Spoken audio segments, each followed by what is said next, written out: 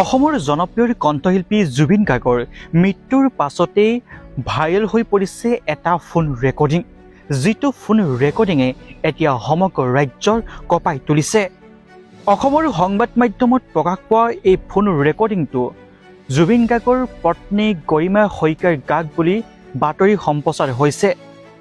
বাতৰি সম্প্ৰচাৰ হোৱাৰ তথ্য অনুসৰি প্ৰথম মন্তব্যৰ গৰিমা গাৰ্গ শইকীয়াৰ জুবিন গাৰ্গৰ মৃত্যুৰ পাছতে এই ফোন ৰেকৰ্ডিংটো ইমানেই ভাইৰেল হৈ পৰিছে যে এতিয়া সকলো আচৰিত হৈ পৰিছে। এই ফোন ৰেকৰ্ডিংটো ভাইৰেল হোৱাৰ পাছতে আচৰিত হোৱাৰ কাৰণো আপোনালোকক মই এই ভিডিঅ'টোৰ জৰিয়তে জনাব বিচাৰিম।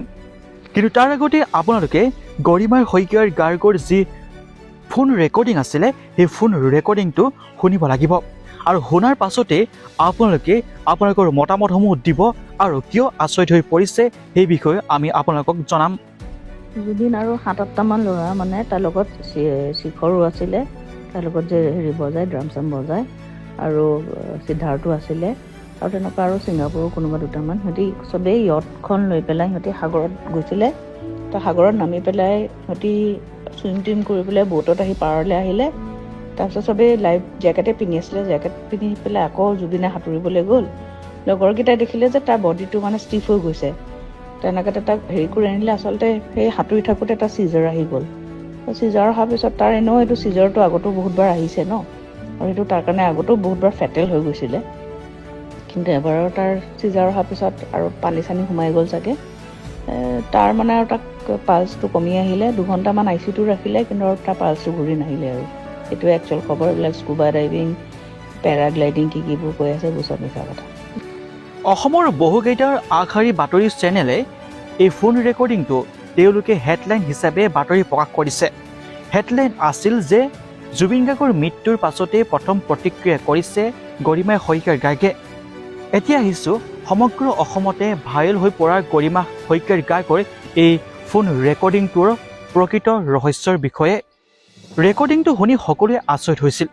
নিজ স্বামীৰ মৃত্যুৰ পাছতো কেনেদৰে ইমান সহজ সৰল ভাষাত ক'ব পাৰে যে স্কুবা ডাইভিং কৰিবলৈ যোৱা নাছিল, সাগৰত সাঁতুৰি আছিল, হঠাৎ চিজাৰ আহিল আৰু মৃত্যু হ'ল জুবিন গাৰ্গৰ। ইমান সহজ সৰল ভাষাত কোৱাৰ পাছতে বহুতৰে প্ৰশ্ন উত্থাপিত হৈছিল যে এয়া প্ৰকৃততে গৰিমা গাৰ্গ শইকীয়াৰ ভইচ হয়নে? ৰাজ্য কঁপি গৈছিল যে স্বামীৰ মৃত্যুৰ পাছতে কেনেকৈ ইমান সহজ সৰল ভাষাত ক'ব পাৰিলে পত্নী গৰিমা গাৰ্গ শইকীয়াই। তাৰ পাছতে আমি অনুসন্ধান কৰিলোঁ, আৰু অনুসন্ধানৰ শেষত ওলাল এইটো আচলতে এগৰাকী মহিলাক সুধিছিল।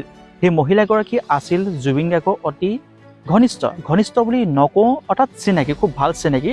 আৰু সেই মহিলাগৰাকীক কোনোবা এজন ব্যক্তিয়ে সুধিছিল যে জুবিন গাৰ্গৰ লগত কি হৈছিল, কেনেদৰে মৃত্যু হৈছিল, আৰু সকলোখিনি ফোন ৰেকৰ্ডিং আচলতে ৰেকৰ্ডিং কৰি লৈছিল। আৰু ৰেকৰ্ডিং কৰি অলপ এডিট কৰি সামাজিক মাধ্যমত এৰি দিলে। সামাজিক মাধ্যমত এৰি দিয়াৰ পাছতেই সংবাদ মাধ্যমে পালে, সংবাদ মাধ্যমে বাতৰি প্ৰচাৰ কৰিলে।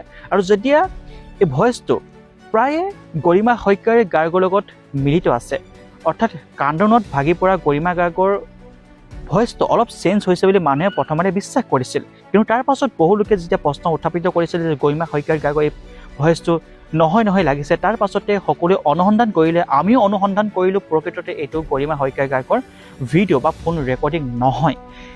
এগৰাকী মহিলাহে আচলতে জুবিন গাৰ্গক খুব ভালদৰে চিনি পায়, চিনাকি মহিলাহে এজন ব্যক্তিক কৈ আছিল ফোনযোগে যে জুবিন গাৰ্গৰ লগত প্ৰকৃততে কি হৈছিল, কেনেদৰে মৃত্যু হৈছিল জুবিন গাৰ্গ, যে কেনেদৰে ছিংগাপুৰলৈ গৈ এটা আইলেণ্ডলৈ গৈছিল, আইলেণ্ডত সাঁতুৰিছিল, সাঁতুৰিৰ পাছত কেনেদৰে চিজাৰ আহি মৃত্যু হ'ল, সেইখিনি কথাহে অলপ সহজ সৰল ভাষাত কৈছিল। আৰু বহুতে গৰিমা শইকীয়া গাৰ্গ বুলি ভাবিছিল।